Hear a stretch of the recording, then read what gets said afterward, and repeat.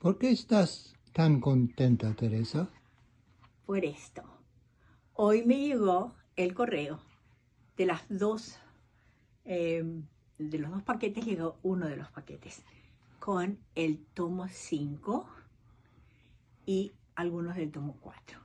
Pero quiero mostrarles que estoy muy orgullosa de Cuentos y Relatos de mi Tierra Colorada en YouTube, tomo 5, Fábulas, Leyendas, Relatos Populares.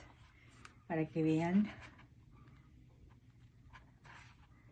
lo lindo que salió. Vamos a hojearlos. Ahí están. A ver. Este es David Galeano Olivera. Nuevamente David.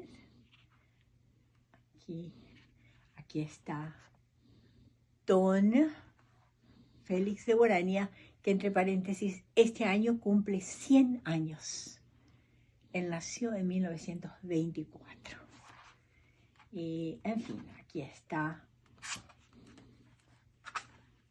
Realmente hermoso salió el libro. Muchas gracias a Alejandro Gatti y a todo el equipo de la imprenta.